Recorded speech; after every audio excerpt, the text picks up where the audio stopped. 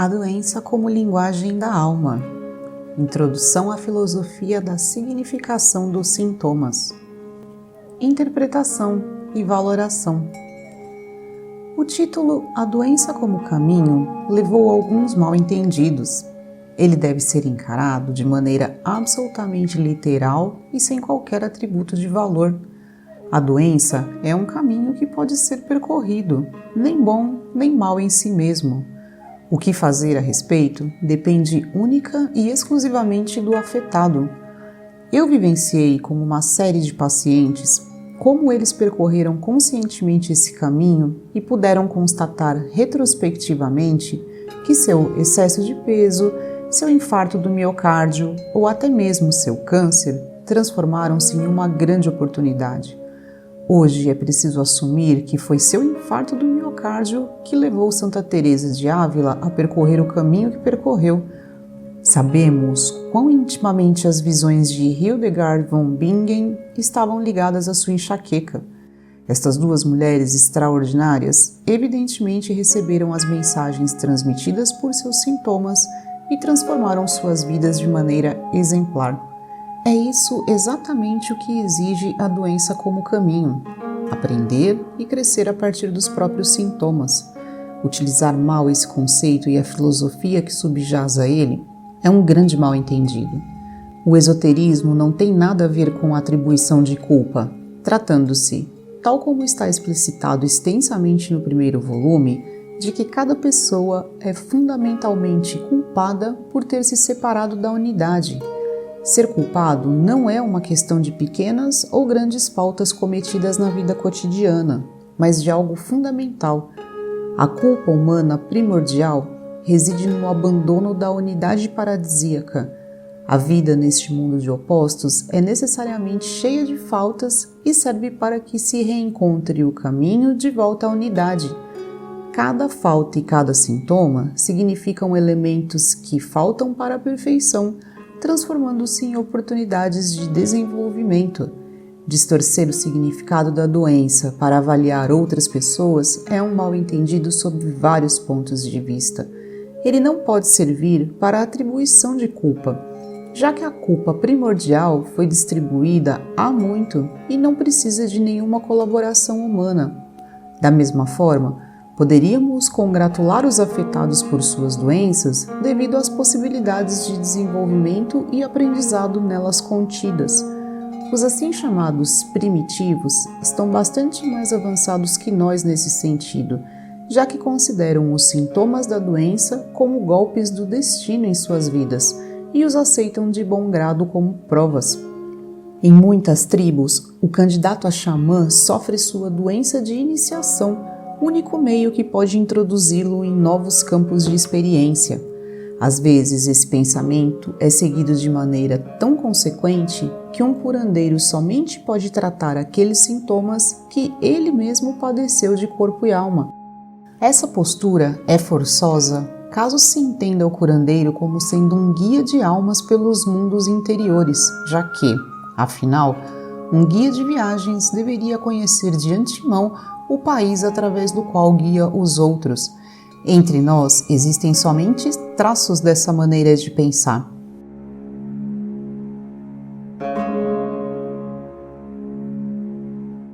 Assim, em alemão se reconhece a cura enviada, geschickte Heil, do latim salus, Heil, na palavra destino.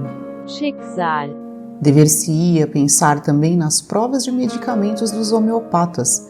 Nesse caso, o médico penetra de livre e espontânea vontade no âmbito de experiências da doença para reconhecer o padrão de seu medicamento ou meio de cura. E, finalmente, esperamos com razão que um psicoterapeuta tenha viajado extensamente pelos países anímicos próprios e coletivos e que saiba onde está acompanhando seu paciente.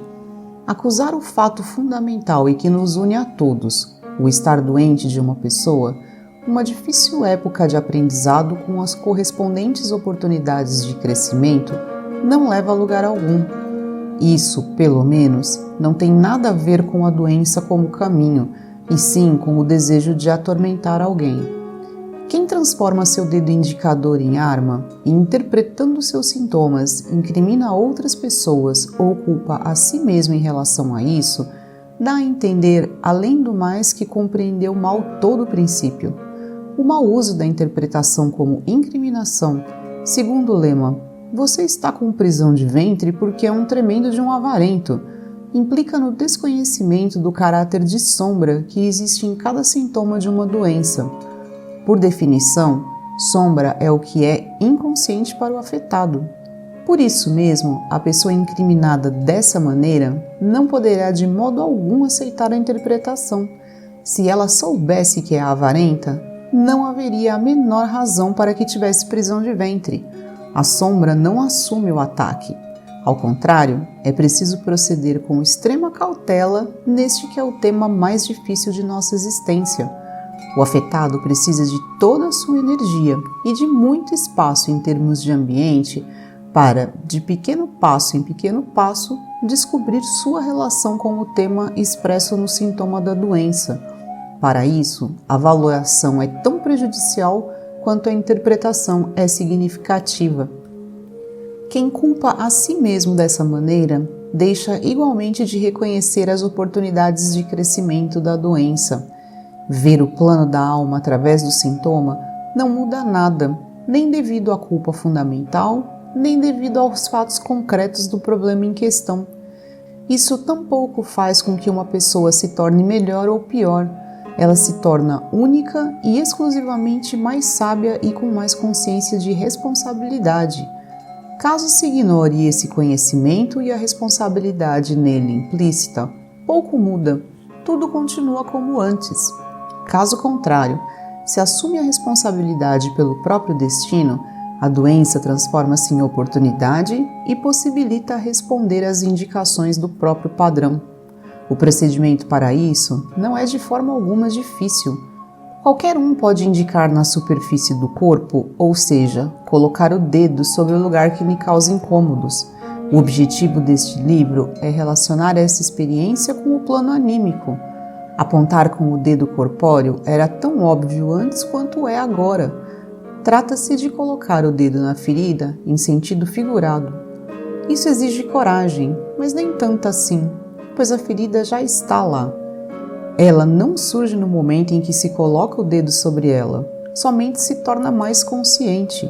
Através desse passo corajoso obtém-se, a longo prazo, a possibilidade de curar-se. Cegueira de si mesmo e projeção. A oportunidade mesma não se encontra na interpretação de sintomas alheios, e sim na interpretação dos próprios sintomas. Isso é dificultado pela onipresente cegueira de si mesmo. A problemática da projeção, nossa tendência de transportar tudo o que é incômodo e difícil para fora e lá também elaborá-lo e combatê-lo, prova ser prejudicial também no que se refere à interpretação dos sintomas. Ao mesmo tempo que reconhecemos claramente o cisco no olho dos outros, de bom grado deixamos de ver a trave que temos no nosso.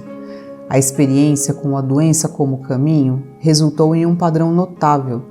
Às interpretações de sintomas verbalizadas por amigos e conhecidos, contrapõe-se um grande mas no que se refere aos próprios sintomas.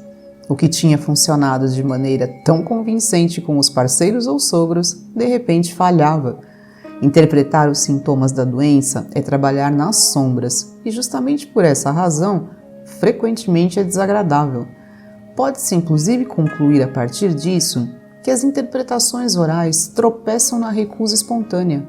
Se uma interpretação de repente parece agradável, ela ou não é correta, ou, de qualquer forma, não é suficientemente profunda.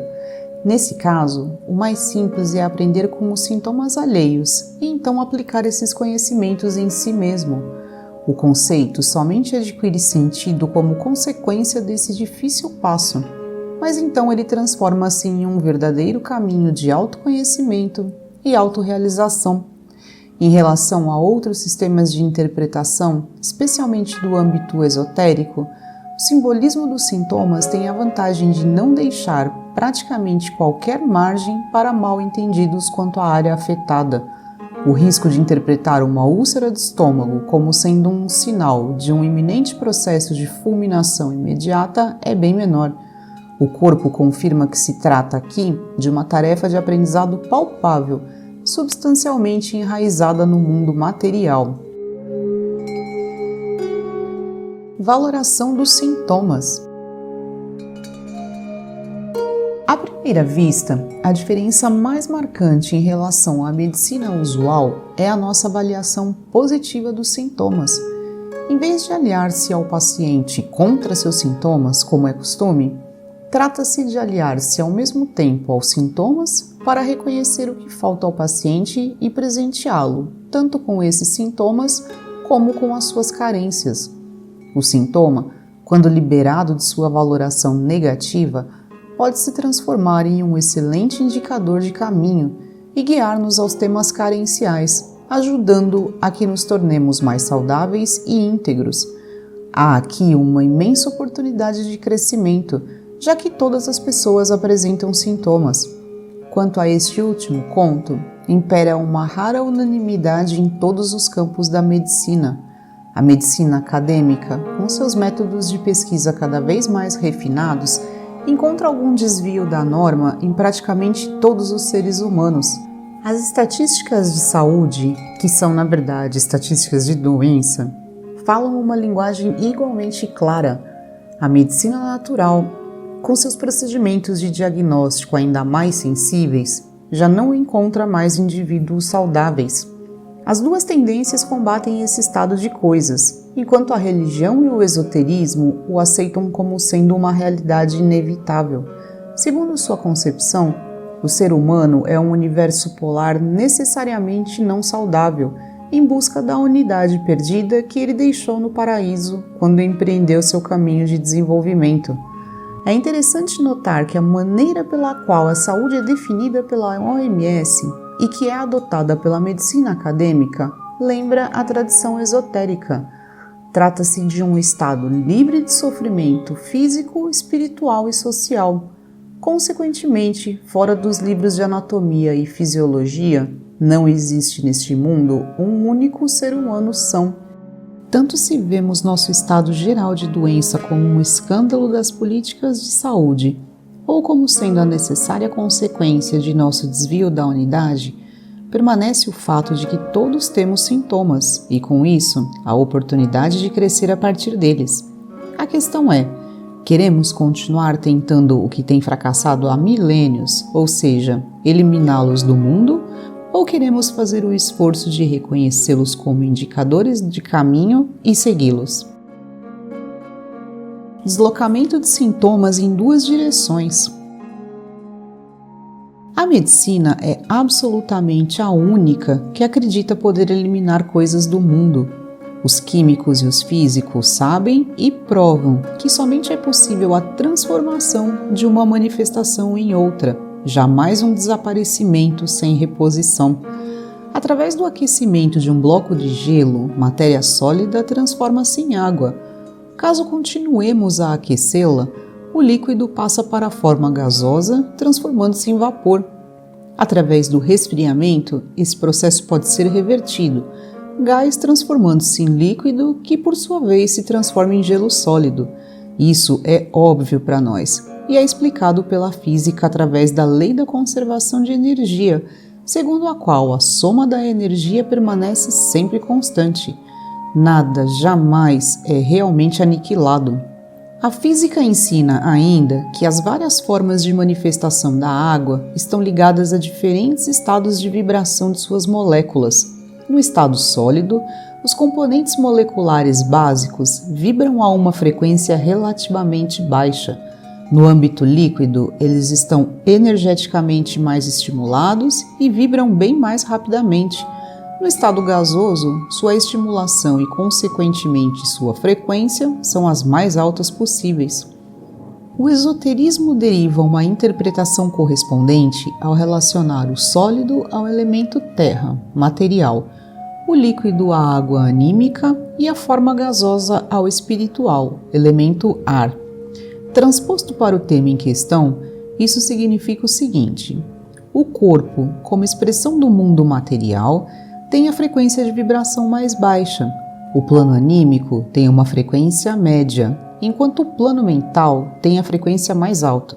Para que um tema que se degradou ao plano inferior de frequência de vibração como sintoma corporal seja elevado ao nível anímico, é preciso injetar-lhe energia.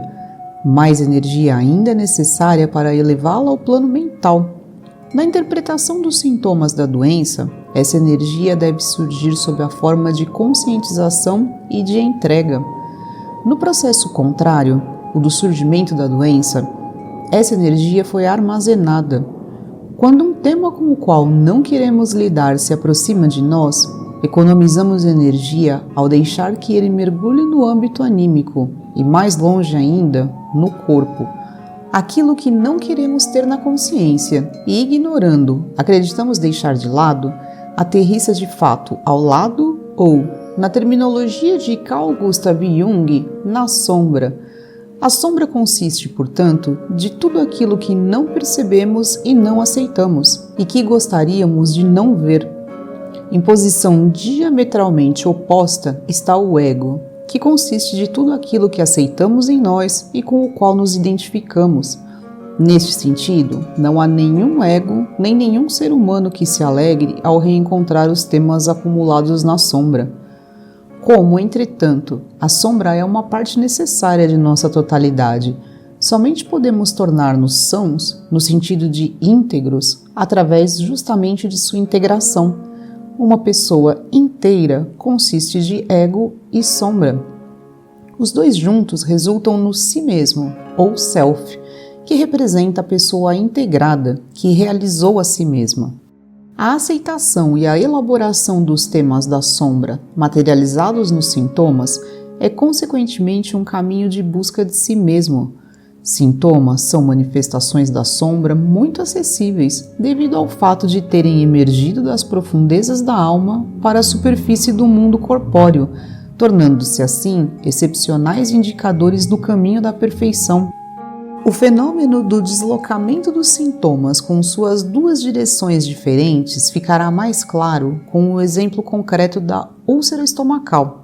O conceito foi difundido pela medicina e pela psicologia acadêmica quando se reconheceu que sintomas eliminados pela terapia voltavam a emergir em outro lugar. Para a medicina acadêmica fixada no corpo, o deslocamento de sintomas também ocorre, naturalmente, no corpo. Clinicamente, poder-se-ia dizer que os sintomas deslocam-se de órgão para órgão, de paciente para especialista e de especialista para especialista. Quem procura o médico devido a moléstias nervosas do estômago, geralmente recebe hoje em dia um psicofármaco que produz um assim chamado desligamento psicovegetativo. Isso quer dizer que a ligação entre os nervos vegetativos do estômago e a psique é bloqueada quimicamente, o que então impede que o estômago reaja aos impulsos da psique. A remoção da dor, que não modifica nada na situação da pessoa afetada, tem um efeito temporalmente limitado. O passo seguinte da medicina acadêmica seria o desligamento psicovegetativo por via cirúrgica, onde os ramos correspondentes do nervo vago são seccionados.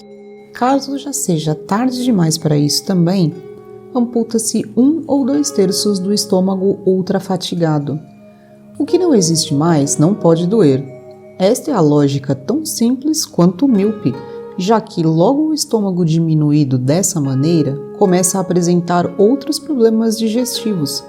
Todos esses passos visam exclusivamente o corpo. Os sintomas são deslocados para o corporal e, ao mesmo tempo, para o plano horizontal. A alternativa seria deslocá-los na vertical, do plano corporal para o anímico e, finalmente, para o plano mental. Entretanto, para passar de um plano de baixa frequência de vibração para outro de frequência mais alta, é necessária uma certa quantidade de energia que o próprio afetado deve prover. Neste caso, o médico pode unicamente desempenhar o papel de catalisador. Com o engajamento consciente, é possível ir em busca das razões anímicas da dor de estômago.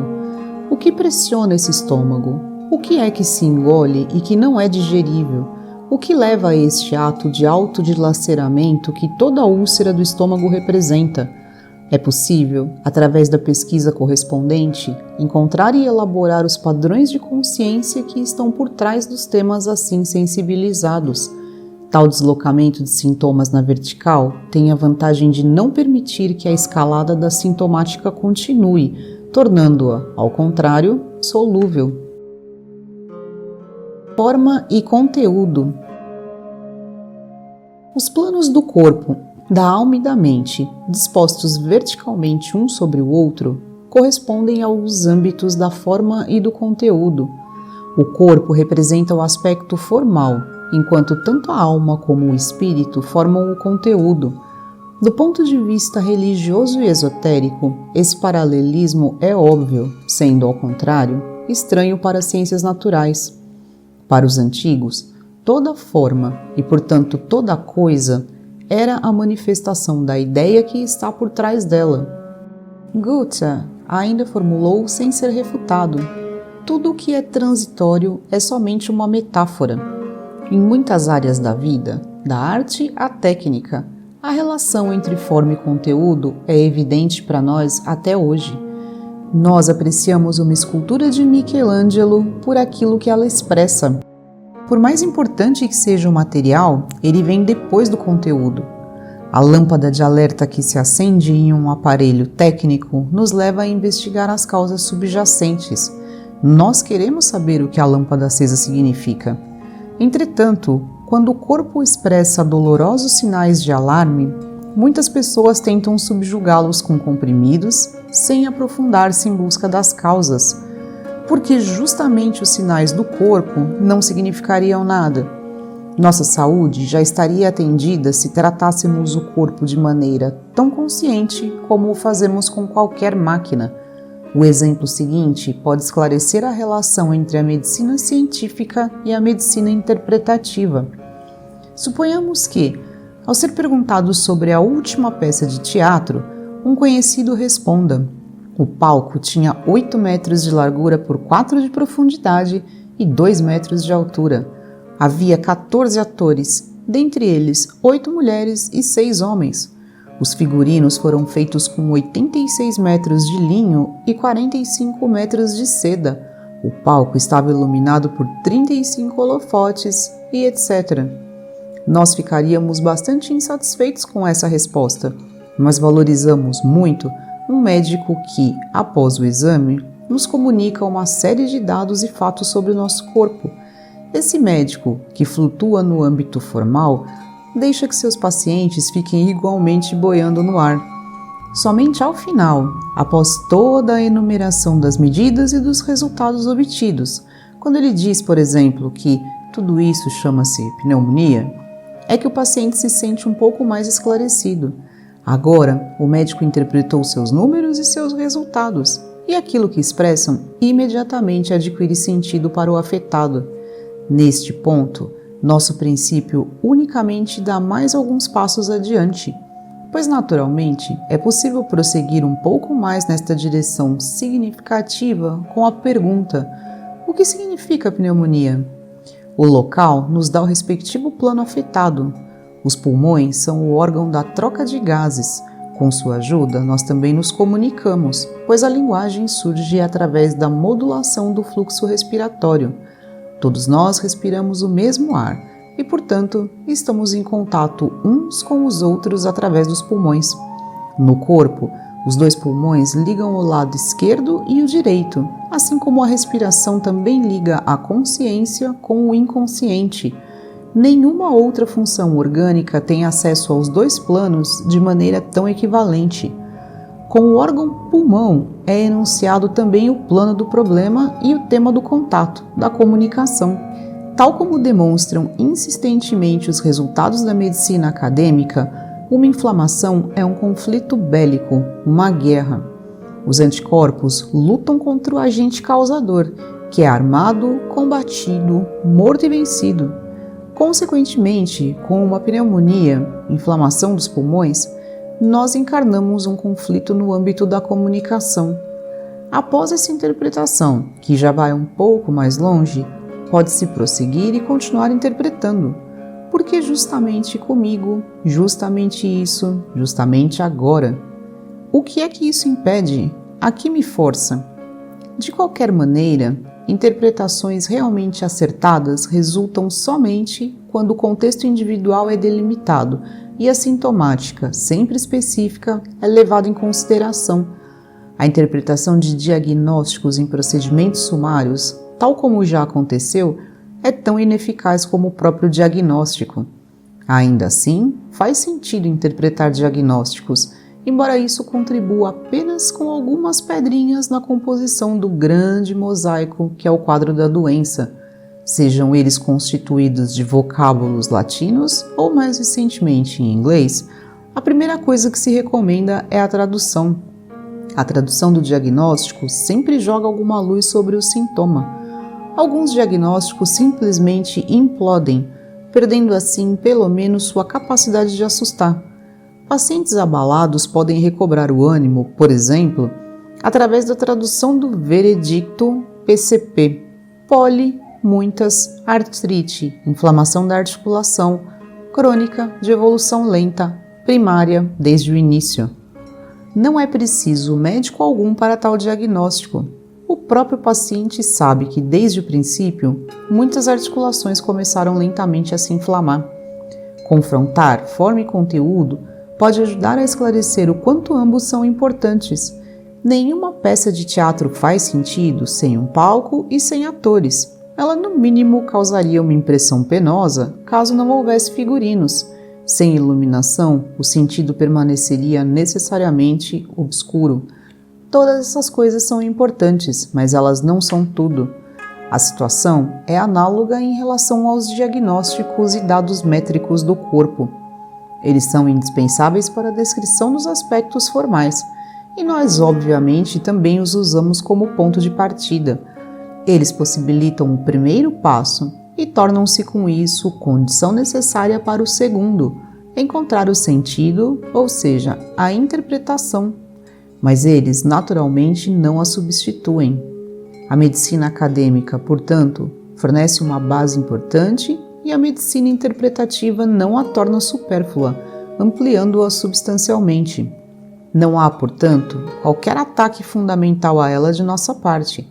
De fato, ambas as tendências têm a mesma base, o corpo humano, mas seus âmbitos principais de atividade estão em planos diferentes. A medicina acadêmica restringiu-se ao corpo e, no âmbito das reconstituições, realiza muitas vezes verdadeiros milagres. Mais recentemente, ela deixou a preocupação com a alma para a psicologia e a teologia há muito encarregou-se do espírito. Quem ataca a medicina acadêmica por não curar sua alma faz como aquele que visita uma piscina pública e se queixa porque não tem vista para o mar. Não lhe prometeram isso. Assim como a medicina hoje não promete mais a cura do corpo, da alma e do espírito, limitando-se modestamente a um bom trabalho de reparação no âmbito do corpo. A medicina acadêmica compartilha a retirada do plano interpretativo com a maioria das práticas naturalistas. Ambas são mais semelhantes do que em geral se supõe, pois partem da mesma visão mecânica do mundo. Elas procuram as causas no passado e competem para ver qual encontra a mais profunda e elimina os sintomas da maneira mais efetiva. Elas são mais parecidas do que admitem, até mesmo na escolha das armas. Quem sai a campo contra os sintomas precisa de armas e, evidentemente, defende o ponto de vista alopático, que visa o oponente e tenta neutralizá-lo com os melhores antídotos. Quando médicos naturalistas atacam a medicina acadêmica porque ela utiliza a cortisona com demasiada frequência, dever-se-ia pensar que a cortisona é um hormônio fabricado pelo próprio corpo e que, por consequência, pertence inequivocamente à natureza, mais especificamente à nossa própria natureza. O preparado para o coração preferido pela medicina acadêmica, digitalis, não é outra coisa que uma planta cuja naturalidade não pode ser contestada. Por trás até mesmo do primeiro e mais utilizado antibiótico, a penicilina, está o Aspergillus penicillinum, um cogumelo. Por outro lado, a homeopatia não é absolutamente natural. Jamais ocorre naturalmente uma concentração tal como uma C30 ou uma D200. A homeopatia é uma prática artificial e os antigos médicos homeopatas não se acanham em caracterizá-la e praticá-la como arte. Homeopatia. A homeopatia e sua compreensão do mundo opõem-se diametralmente tanto à medicina acadêmica como à medicina natural, formando a base espiritual para uma medicina realmente alternativa que também está comprometida com o nosso princípio. Não se trata aqui de combater um sintoma com seu contrário, mas sim de aliar-se ao sintoma e, em última instância, até mesmo apoiá-lo em sua tentativa de trazer um princípio carencial à vida do doente. O símbolo da medicina, a serpente que sobe pelo bastão de Esculápio, demonstra que, originalmente, a medicina estava profundamente enraizada nessa maneira de pensar. Escolhido como símbolo médico obrigatório pela Organização Mundial de Saúde somente nos anos 50, esse símbolo tem uma história que remonta aos primórdios da humanidade. No paraíso, é a serpente que, como um prolongamento do braço do demônio, leva o homem ao caminho do desenvolvimento. Ela é o símbolo do mundo polar dos opostos e serpenteia pelos dois polos da realidade para seguir adiante. Ela está presa à terra como nenhum outro animal, tanto devido ao banimento divino ocasionado pelo pecado original, como por sua forma. O filósofo da religião Hermann Weidlener diz que toda ela é pé. Ela engole suas vítimas inteiras, como o reino dos mortos, do qual também é símbolo. Além de seus 2 dentes que injetam veneno, ela também tem a língua bifurcada, um símbolo da deslealdade, da discórdia e da desunião. Ela tem ainda a capacidade de deixar radicalmente para trás o velho e o já vivido, e a cada ano, ao trocar de pele, estabelece um início totalmente novo. Mas ela tem, acima de tudo, o veneno, que pode matar e curar. A palavra inglesa gift, veneno, que também quer dizer presente, dom, representa muito bem essa relação contraditória de significados, tal como na antiguidade, quando a serpente era mantida no templo sagrado de Esculápio, Asclepios em grego. A missão mais característica e nobre do médico é transformar o veneno da polaridade em um presente, com o qual o paciente pode crescer e curar-se. A medicina homeopática segue esse caminho desde o início, em sua maneira de pensar e agir e até mesmo na produção de seus medicamentos. A homeopatia fabrica remédios a partir de venenos tais como arsênico e laquesis, livrando-os pouco a pouco de sua materialidade através da agitação. Essa assim chamada potenciação não é uma diluição, mas uma agitação ou dinamização, tal como enfatizam os homeopatas. Dessa maneira, a cada etapa de dinamização, a substância ou tintura original é reduzida a 1/10, potência D para decimal, ou 1/100, potência C para centesimal, e a cada etapa transfere seu padrão para o solvente através da dinamização. Através deste método, potências superiores a D23 já não contêm nada da substância original, conservando sua informação totalmente livre da toxicidade original. Essa informação pertence ao plano espiritual, tendo superado o plano material, que tem uma frequência de vibração mais baixa. Liberada de sua materialidade e transportada a um plano superior, ela pode agir como um verdadeiro remédio. Ela dá ao paciente uma informação que lhe falta, tornando-o assim mais são. Os medicamentos homeopáticos são descobertos através das provas médicas já mencionadas. Nelas, médicos sãos tomam os medicamentos em potências baixas e que, portanto, contêm a substância, registram os sintomas provocados por eles. Caso um paciente tenha os mesmos sintomas ou sintomas semelhantes, ele, na maioria das vezes, toma o medicamento em uma potência mais alta, livre da substância. Como informação pura, ela pode agora contribuir para a sua cura, contanto que o quadro do medicamento corresponda ao quadro de sintomas. Cada sintoma é a expressão de uma ideia que afundou no corpo, sendo, portanto, um padrão que falta consciência. Ele pode ser tratado com uma informação medicamentosa ou espiritual semelhante. No primeiro caso, falamos de homeopatia. No segundo, de conscientização do padrão ou interpretação dos sintomas. De acordo com sua natureza, a informação está em um plano de vibração superior ao do problema corporal. Quando se consegue levar a problemática a esse plano superior, o veneno se transforma em presente. A manifestação da sombra na sintomática leva à sua iluminação. A doença transforma-se em caminho de autoconhecimento.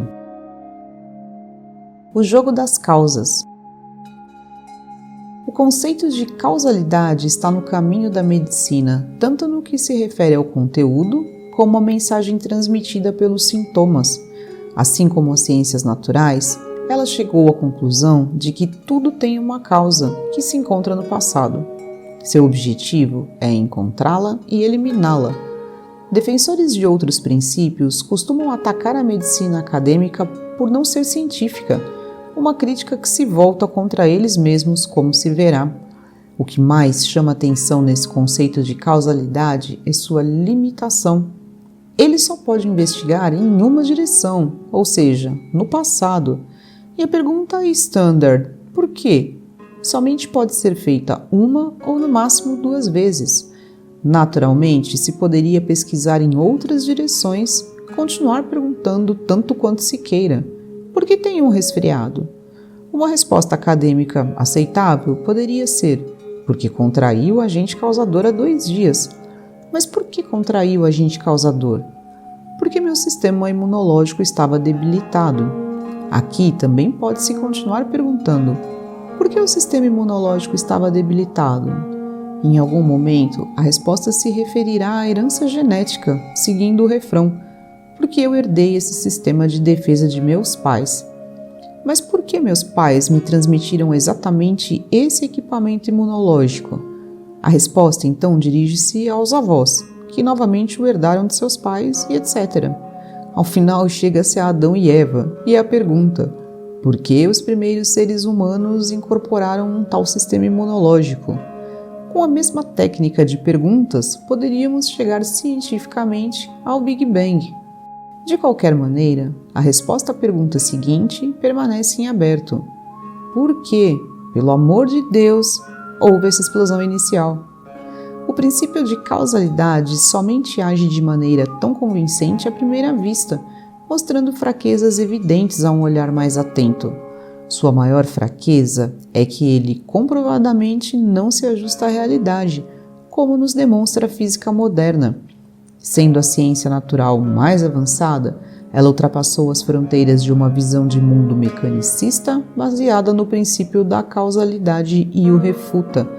Os físicos chegaram a esse ponto de transição, decisivo não apenas para a medicina, pesquisando as minúsculas partículas no interior do átomo. Eles descobriram que todas as partículas, até mesmo o fóton de luz, possuem uma imagem em espelho no polo oposto. Para cada partícula, existe, portanto, uma partícula gêmea, que lhe é exatamente contrária em tudo. O método de experimentação, segundo o qual uma das 2 partículas gêmeas resultantes é estimulada, enquanto a outra é deixada em paz, remete a Albert Einstein.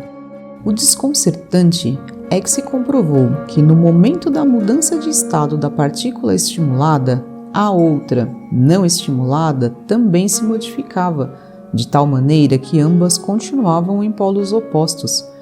Mais assombroso ainda é que ambas as modificações ocorriam no mesmo momento, descartando assim qualquer forma de transmissão de informações como explicação. Finalmente, o inglês John Bell pôde provar matematicamente que partículas de uma determinada fonte, chamadas partículas de fase fechada, estão ligadas para sempre, sendo que isso acontece de uma maneira não causal que não pode ser concebida logicamente. O teorema de Bell dá ainda mais um passo e prova que isso não é válido somente para as minúsculas partículas subatômicas, sendo uma lei geral. Com isso, o princípio da causalidade foi refutado e rebaixado a um modelo de explicação que somente permite uma abordagem aproximada da realidade, considerando que, de acordo com a ciência, nosso universo surgiu de uma explosão, o chamado Big Bang. Ele necessariamente tem que se constituir de partículas estreitamente ligadas umas às outras, e é exatamente disso que tratam as escrituras sagradas do Oriente. Os Vedas hindus e os Sutras do budismo descrevem a realidade como estando permanentemente ligada em todos os seus aspectos a todos os seus outros aspectos. Embora hoje em dia os físicos apresentem resultados que parecem igualmente metafísicos, não se trata de uma aproximação do conhecimento moderno ao antigo, tal como se costuma afirmar, mas de uma aproximação unilateral por parte das ciências naturais ao conhecimento atemporal contido nos tratados de sabedoria. Mas se a causalidade é refutada, permanece a pergunta: por que continuar atendo-se a ela? Não conseguimos viver totalmente sem a causalidade, de qualquer forma, não nesta sociedade, porque nosso pensamento está impregnado de causalidade até na linguagem, como demonstra, por exemplo, esta frase. Entretanto, não há nenhuma razão para aferrar-se a uma forma inferior e limitada de pensamento causal, tal como o sistema científico. Na melhor das hipóteses, podemos ampliar a causalidade para utilizá-la como meio de aproximação ao universo que acontece sincronicamente, tal como já o fez Aristóteles. A vantagem de sua compreensão mais ampla da causalidade torna-se evidente assim que colocamos cientificamente sob a lupa um fenômeno simples, tal como um acontecimento esportivo. Até mesmo a corrida de 100 metros rasos ainda é longa demais e precisamos, portanto, recortar uma pequena seção, talvez alargada. A pergunta científica padrão: qual é a causa para que os esportistas se ponham a correr repentinamente? Há uma resposta cientificamente aceitável: o tiro de largada. Ele atua do passado para o presente, sempre acontece e pode ser reproduzido. Entretanto, qualquer um que entenda um pouco de atletismo ficará pouco satisfeito com essa explicação. Ele então indicará que a causa real para a partida dos esportistas é seu desejo de ganhar uma medalha de ouro, mas uma eventual vitória encontra-se ainda no futuro, não sendo, portanto, aceitável como causa pela ciência. Segundo a concepção de Aristóteles, também existe uma causa padrão por trás de cada acontecimento. Na corrida de 100 metros rasos, seriam as regras do jogo. Estas, por exemplo, proíbem que se use uma bicicleta ou outro meio com auxílio não permitido. Na verdade, os esportistas somente sabem em que direção deve largar graças ao padrão 100 metros rasos, que existe há muito tempo. Finalmente, há ainda a base material ou causas que se encontram nas raias, nos músculos, etc., e que também são aceitas pela ciência. Com 4 causas em vez de uma, ainda não fazemos justiça à realidade, mas estamos mais perto.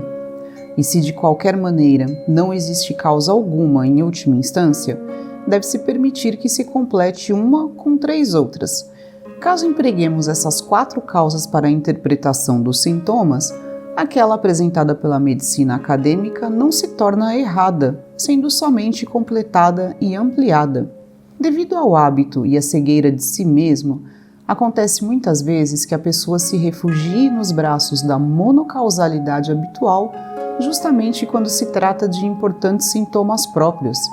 A pneumonia própria é então atribuída unicamente ao agente causador, e a partir daí não se pergunta mais nada. Em cada caso de pneumonia, há naturalmente agentes causadores em jogo. Eles fornecem a causa que atua a partir do passado. Talvez o fato de que a maioria das pessoas sãs abriguem em seus pulmões os agentes correspondentes sem que por isso adoeçam, comprove que eles não são os únicos responsáveis. Caso a pessoa seja isolada em uma unidade de terapia intensiva devido, por exemplo, a um grave acidente de carro, os mesmos agentes podem tornar-se subitamente ativos. O perigo de contrair uma pneumonia em uma unidade de terapia intensiva não é tão grande pelo fato de haver tantos agentes. Ao contrário, em nenhum outro lugar eles são tão perseguidos e dizimados. A verdadeira razão está no conflito de comunicação que se estabelece assim que todo contato somente ocorre através de tubos de plástico. Assim como sempre se encontra uma causa funcional, sempre surgirá também uma causa de objetivo ou de significado, bem como um padrão em que todo o acontecimento ocorre. Analogia e simbolismo. Ainda que recorramos às 4 causas de Aristóteles, a filosofia de A Doença como Caminho está baseada muito mais no pensamento analógico que no pensamento causal. Novamente, é a física que pode abrir-nos o caminho para essa visão de mundo. Os físicos colocaram a simetria no lugar da causalidade, explicando que as últimas leis que podem ser concebidas por nós são teoremas simétricos.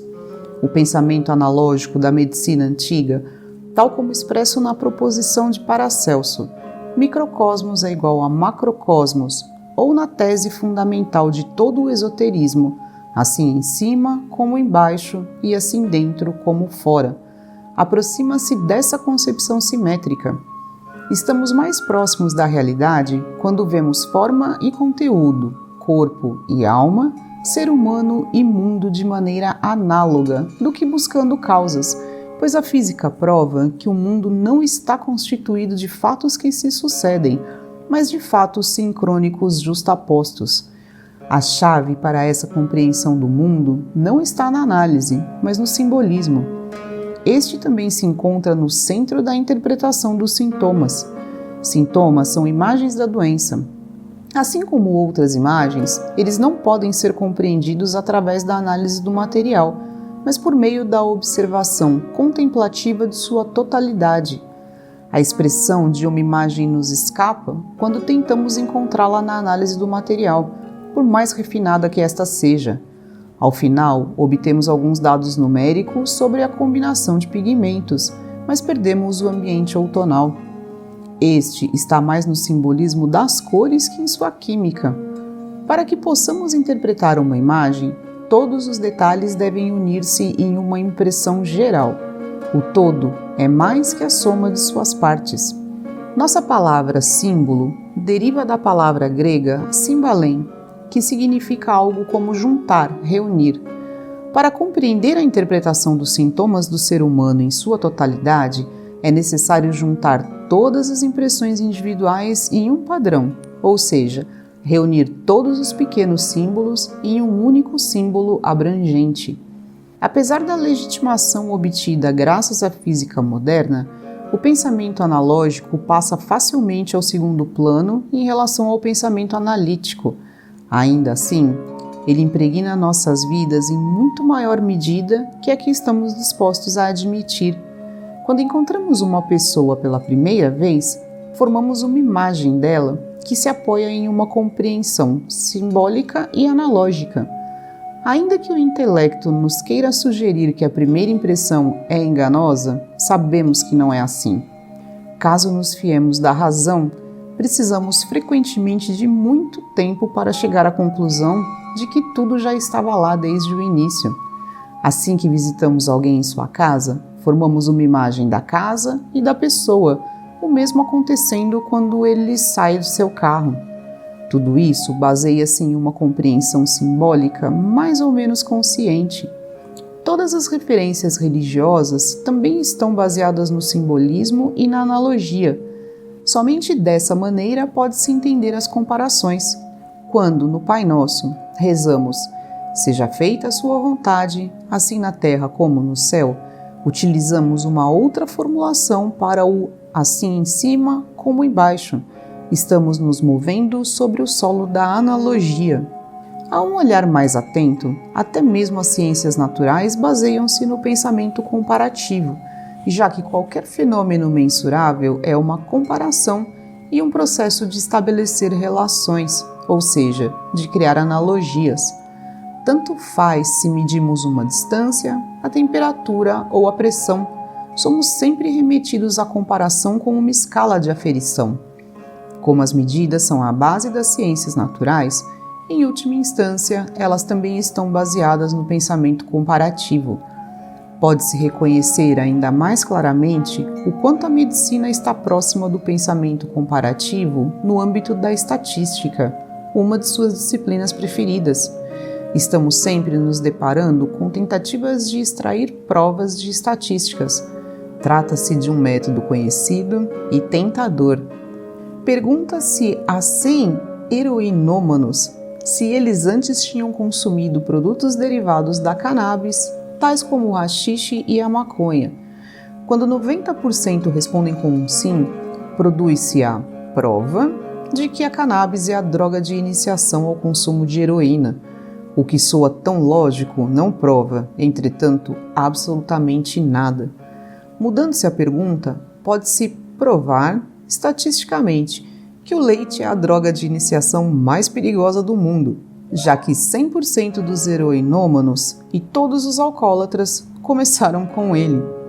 Não se trata aqui de maneira alguma de distorcer as estatísticas, e sim, ao contrário, de reabilitar o pensamento comparativo que está em sua base. A estatística pode expressar coisas substanciais, mas jamais poderá provar algo, pois suas correlações não têm nada a ver com a causalidade. Tanto os fenômenos mensuráveis como as estatísticas mostram como o pensamento analógico está difundido. O fato de que não o queiramos perceber não muda muita coisa. O simbolismo continua tendo um significado decisivo para a própria medicina moderna.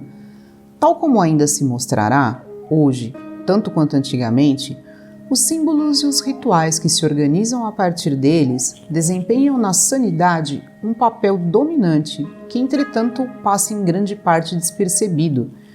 E isso está bem já por essa mesma razão, porque os sintomas também se compõem de símbolos e compelem a autênticos rituais. Campos formativos. Como não existe nenhuma cultura antiga, nem tampouco qualquer sociedade moderna sem rituais, pode-se deduzir que eles forçosamente fazem parte da vida humana. Em proporção à sua disseminação, a maneira como atuam ainda é pouco conhecida. Somente na última década encontrou-se um princípio esclarecedor, com a teoria de Sheldrake sobre os campos morfogenéticos ou formativos. Através de experimentos, Sheldrake confirmou que há relações entre distintos seres vivos que escapam a explicações lógicas. Ele postulou os chamados campos formativos, que servem de mediadores para essas ligações, sem a necessidade de transmitir matéria ou informações. Várias experiências comprovam que seres vivos em um campo comum estão ligados uns aos outros de maneira inexplicável, de maneira muito semelhante às partículas gêmeas dos físicos atômicos. Eles vibram ao mesmo tempo no mesmo plano de vibração e comportam-se quase como se fossem um ser, comparável talvez a um grande cardume de peixes ou a um campo de trigo sobre o qual o vento sopra. Nas situações que foram observadas, não havia nem mesmo tempo para que se comunicassem entre si no sentido tradicional. O americano Condon pôde descobrir algo semelhante entre os seres humanos. Ele filmou de perfil e em câmera lenta pessoas que se comunicavam. Com isso, constatou-se que tanto a pessoa que fala como o ouvinte estão ligados no mesmo instante por movimentos minúsculos, chamados micromovimentos. Este vibrar um com o outro está presente em todos os seres humanos, com exceção das crianças autistas. Está-se aqui na pista de uma conexão que, no âmbito da vida orgânica, corresponde àquela inexplicável e característica conexão das partículas físicas elementares. Qualquer um pode fazer um experimento de tais campos independentes no tempo e no espaço em uma sala de concertos, onde reina uma harmonia inexplicável segundo critérios tradicionais. Como é possível, pode-se perguntar ingenuamente, que tantos músicos diferentes, com tempos de reação tão diferentes, toquem todos no mesmo andamento? Eles naturalmente estão todos olhando para o mesmo regente, mas devido aos tempos de reação individuais, cada um deles deveria transpor os sinais para seu instrumento em tempos diferentes. A razão de isso não ser assim está no padrão vinculante da música. Em lugar do caos que logicamente seria de esperar, pode resultar uma sinfonia, um soar conjunto, porque os músicos tornam-se um no padrão e atuam como um único ser. Os ouvintes também podem introduzir-se nesse padrão e tornar-se um na música, com o regente, os músicos e os outros ouvintes. Esse é um mistério que nem mesmo a melhor reprodução técnica possível do conceito pode substituir. Experiências práticas como esses campos que não podem ser compreendidos logicamente, nem vistos, mas que podem ser sentidos, permitem também a meditação. Em quase todos os mosteiros havia salas de oração que eram mantidas exclusivamente com esse propósito, para não perturbar a atmosfera. Quem já meditou em um claustro onde somente a meditação foi praticada nos últimos 1000 anos, conhece a experiência. Aqui, entra-se em estado de meditação mais facilmente e mais profundamente que no dormitório de casa ou até mesmo viajando de avião. Grandes grupos que estão em uníssono também criam um campo que pode ser sentido. No Tai Chi, uma antiga meditação chinesa feita através de movimentos, ele é especialmente perceptível. Surge uma enorme energia quando um grupo se movimenta como se fosse um único ser. Uma antiga experiência militar afirma que é mais fácil marchar ao mesmo tempo. Pode-se ver quão grande a energia do uníssono, da ressonância, pode se tornar quando se sabe do perigo de desabamento que as colunas em marcha representam para as pontes. Para ilustrar como esses campos podem se formar ao mesmo tempo a grandes distâncias, temos o fato de que frequentemente as descobertas são feitas ao mesmo tempo em diferentes partes do mundo e que as mesmas ideias surgem no mesmo instante em lugares diferentes. Essa experiência pode precipitar-se até mesmo na política. A energia de um campo de padrão vigente ficou demonstrada na queda quase sincrônica dos regimes do bloco europeu oriental. Seu tempo tinha se esgotado e até mesmo os tanques, que durante décadas tinham preservado a paz dos cemitérios, repentinamente não podiam fazer mais nada. Embora o intelecto, movendo-se por caminhos estreitos, ainda possa procurar outras explicações para todos esses exemplos, há uma experiência drástica que, nesse sentido, representa para ele um problema insolúvel. Separou-se uma cadela poodle de seus filhotes que foram levados a milhares de quilômetros de distância em um submarino atômico. À medida em que eles iam sendo sacrificados a espaços de tempo determinados, a mãe reagia de maneira mensurável. A palavra reagir não é de fato apropriada para este caso, pois não havia qualquer razão para que a mãe reagisse a qualquer coisa. Ela, na verdade, estava ligada a seus filhotes em um campo. A reação requer tempo, sendo que aqui tudo sucedia simultaneamente. Enquanto ainda acreditamos que são as mais diversas causas que mantêm o mundo em movimento, a física moderna prova justamente o contrário.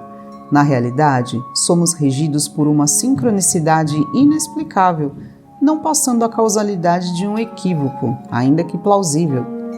Os fenômenos que emergem nos campos formativos ocorrem de maneira sincrônica e não podem mais ser explicados de maneira causal.